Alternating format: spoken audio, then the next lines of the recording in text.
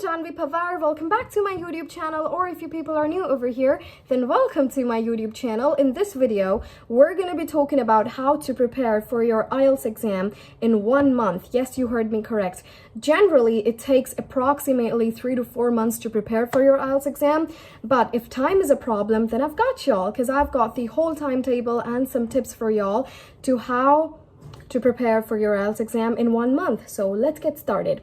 Okay, now if you're not aware of anything about the exam, like how many questions are there, how many sections are there marks or are there bands, how many bands is it for, and what kind of questions do we receive? So all of that stuff. So if you do not know anything about that, then I'm going to ask you guys to give the first 2 days to study about the whole test. Basically, the format of the test, how many questions are there, what kind of questions are there, and how many bands are there. If there are 2 sections, then how much bands for each section. So read all of these things. So give 2 days to every kind of format. Like for the reading part, there are 3 passages. For the writing part, they're going to ask you to write 2 different writing passages, writing task 1 and writing task 2.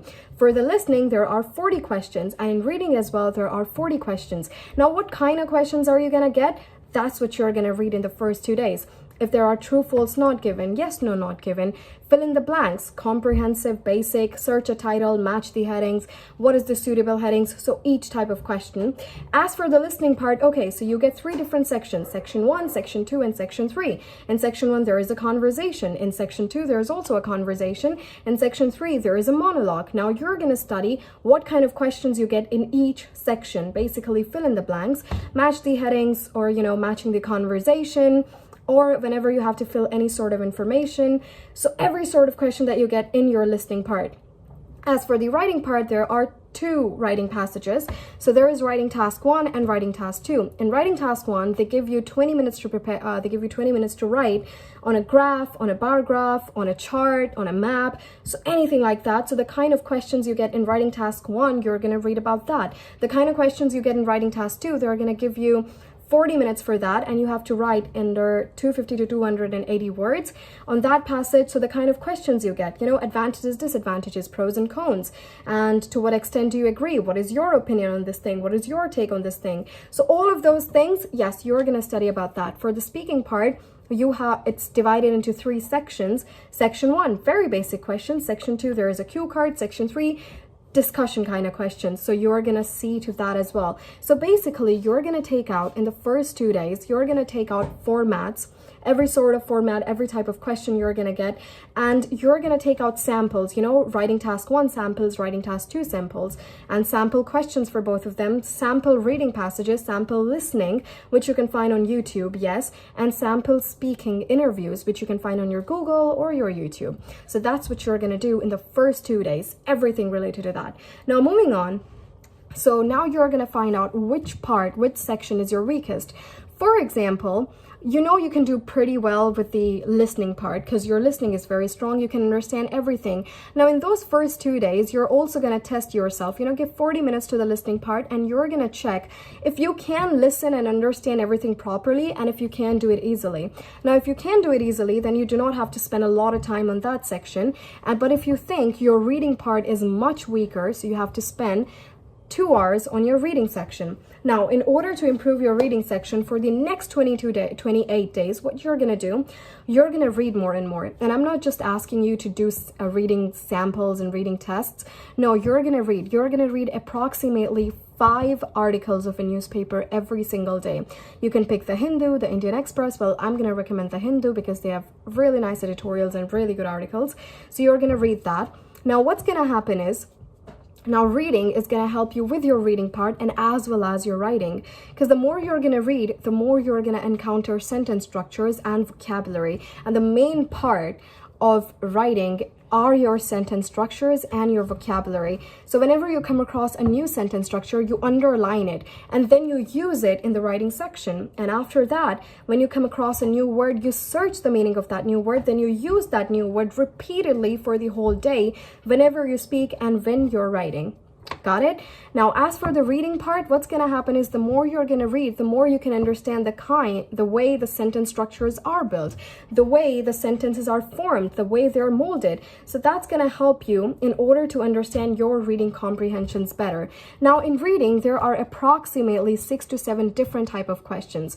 So you're going to give, for the first like 5 days, you're gonna do a whole reading thing, although it's gonna become very difficult for you if you're doing it for the first time. But after that, you can identify by yourself which section is your weakest.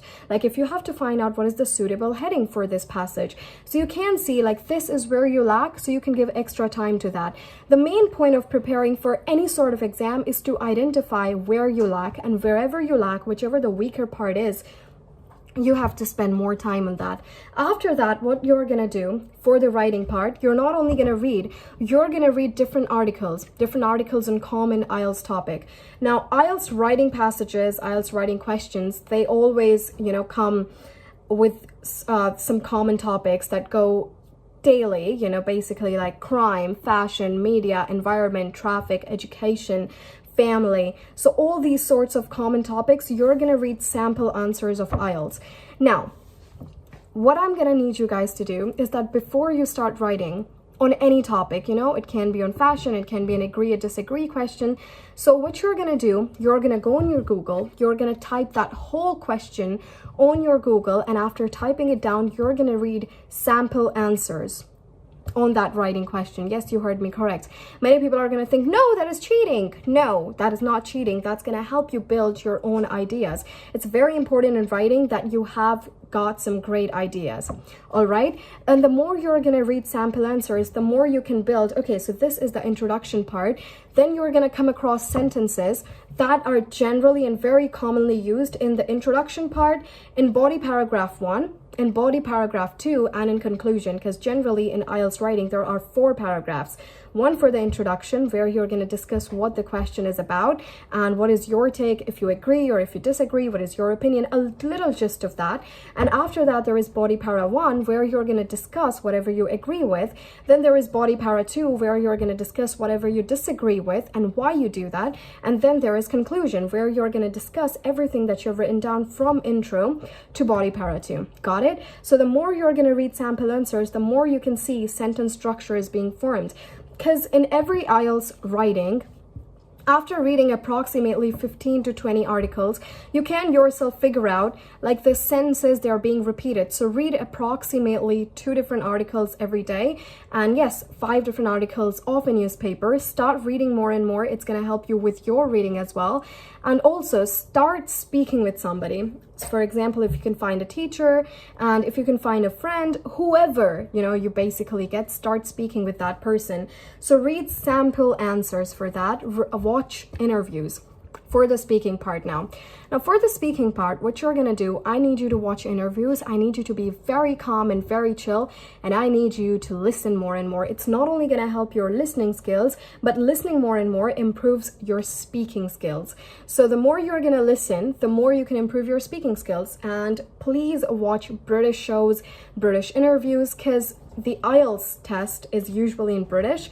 So whenever you're going to listen to anything, the general communication accent is going to be British accent. So make sure that you'll listen to British shows, British interviews.